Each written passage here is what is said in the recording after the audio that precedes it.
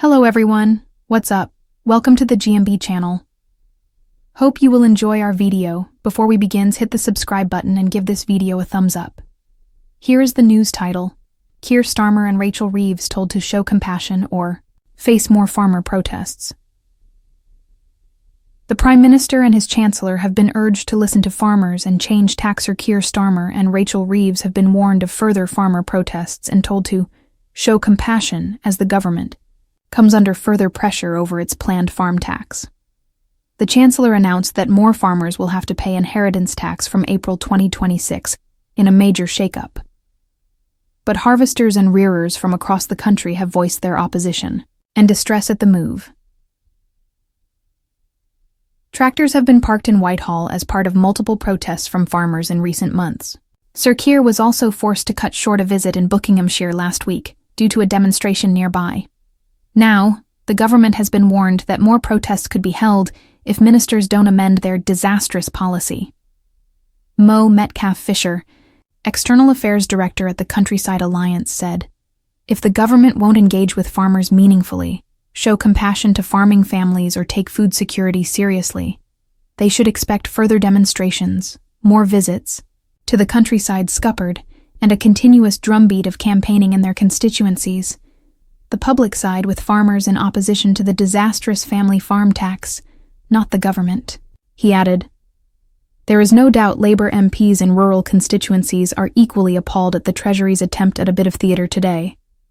I hope they do the right thing, get organised and join colleagues who have already spoken out about this damaging tax hike before it's too late. Their constituents are depending on them. The countryside is watching. Today, agricultural leaders left a meeting with the Treasury with boiling blood after the government faced down their arguments to rethink the proposed changes to inheritance tax on farms.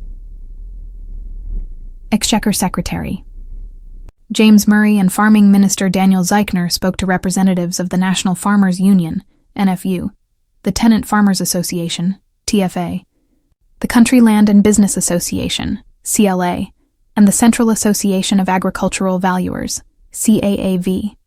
NFU President Tom Bradshaw said that the group of representatives were really cross today. He added that ministers showed no movement on the policy after they outlined their concerns and put forward news stories demand radical overhaul of human rights laws to end migration madness. Exclusive. New Home Office review will hunt for loopholes in current rules, but critics are urging Labour to go much further. Sir Keir Starmer and Yvette Cooper must order a radical overhaul of human rights laws, following a slew of controversial immigration cases, critics have declared. Home Office officials are examining how judges are applying the rights to family life under Article 8 of the European Convention on Human Rights.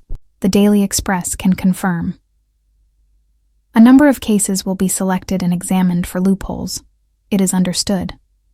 This will identify how some human rights lawyers and migrants abuse the law to avoid deportation. While the work is in its early stages, ministers have been warned too many foreign criminals have been allowed to stay for reasons that defy common sense. Shadow Home Secretary Chris Philp told the Daily Express, "These ever-expanding definitions have in effect created new law which, as matters stand, Parliament cannot correct. My view is that this has all gone too far, and a radical overhaul of the human rights framework, including the operation of the ECHR, is urgently needed. There have been too many cases where dangerous, foreign criminals and people in the UK illegally have been allowed to stay for reasons which Parliament never legislated, and which obviously defy common sense." Shadow Justice Secretary Robert Jenrick told the Daily Express, "After years of mudslinging, Yvette Cooper now concedes the ECHR prevents us controlling our borders. But this is pathetic posturing from a Home Secretary allergic to border controls. And, as long as the Attorney General, with his rigid adherence to international laws, remains in post, nothing will change."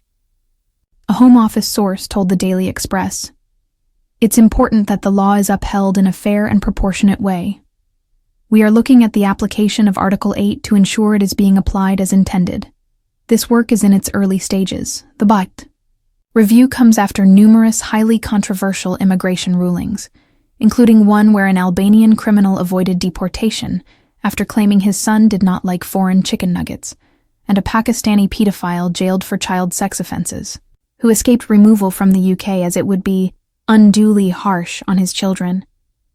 And a Cuban woman, Elian Velasquez, was allowed to move to the UK to join her boyfriend in the UK, despite the fact that he had died the previous year. Velasquez met her new partner, Galan Zambo, a dual South African and Hungarian national, after her 2 applications to stay in the UK failed. She applied for leave to remain as his partner, but this was refused. The couple then claimed deporting Velasquez to Cuba would breach their Article 8 rights under the European Convention on Human Rights. The judge refused this bid, but told them they could make a fresh claim if they had evidence of unsurmountable obstacles to them living together in Cuba. On Tuesday, Britain's top judge, Baroness Sue Carr, condemned the Prime Minister and Tory leader Kemi Badenoch for discussing the case of a Palestinian family who applied to come to the UK on a scheme designed for Ukrainian refugees. They applied for entry to the UK using the Ukraine family scheme to join the father's brother, who has lived in the UK since 2007 and is a British citizen. But this was refused in May last year, after the Home Office concluded the requirements of the scheme had not been met. The family's claim was initially rejected by an immigration tribunal, on the grounds it was outside the Ukraine program's rules. An upper tribunal judge then allowed the family to come to the UK on the basis of their right to a family life, under Article 8 of the European Convention on Human Rights, ECHR. He said the youngest children, now 7 and 9, were at a high risk of death or serious injury on a daily basis, and that it was overwhelmingly in their best interest to be in a safer environment with their parents and siblings. Responding to Mr. Jenrick's criticisms, a Labour source said, "The Tories lost control of our borders, allowing criminal smuggling gangs to take hold, and removals of those with no right to be here to collapse. The day we take lessons from Robert Jenrick on border security will be a very sad day indeed. He was a Home Office minister in 2022, when small boat crossings hit record levels. Chancellor Rachel Reeves are facing growing pressure from farmers as protests intensify over the government's proposed inheritance tax changes on farms. The policy, set to take effect in April 2026, has sparked outrage across the agricultural community, with farmers warning of further demonstrations if their concerns are not addressed. Tractors have become a common sight in Whitehall, as farmers from across the country bring their grievances directly to the heart of government. The situation escalated last week, when Sir Keir Starmer was forced to cut short a visit to Buckinghamshire due to a nearby protest. The government now faces an urgent call to reconsider its stance or risk alienating rural communities even further.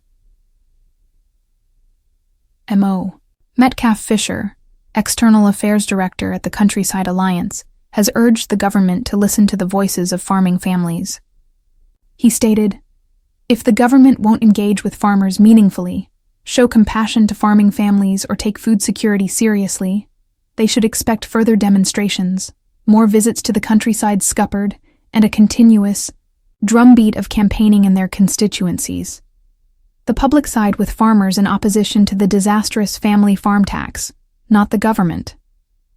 Labour MPs representing rural constituencies are also coming under pressure to oppose the policy. According to Metcalfe Fisher, there is no doubt Labour MPs in rural constituencies are equally appalled at the Treasury's attempt at a bit of theatre today. "I hope they do the right thing, get organised, and join colleagues who have already spoken out about this damaging tax hike before it's too late. Their constituents are depending on them. The countryside is watching."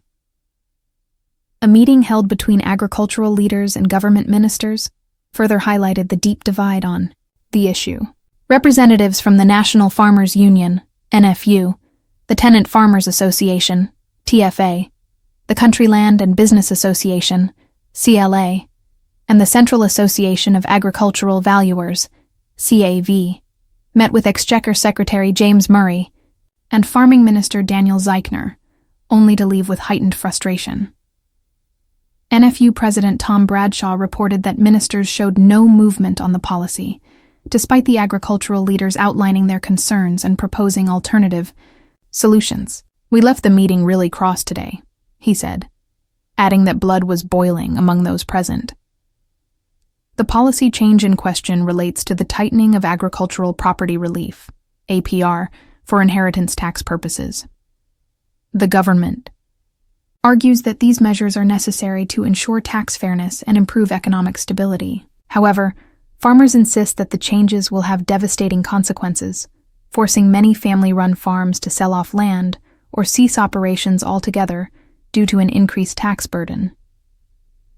The farming community has been vocal about the wider impact of the proposed changes, arguing that they will undermine Britain's food security, disrupt supply chains, and erode the rural economy. Many fear that the tax increase will disproportionately affect smaller farms, making it more difficult for younger generations to inherit and sustain farming businesses.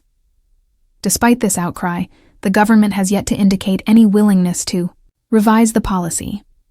However, political analysts suggest that continued protests and mounting pressure from rural Labour MPs could force the Treasury to reconsider.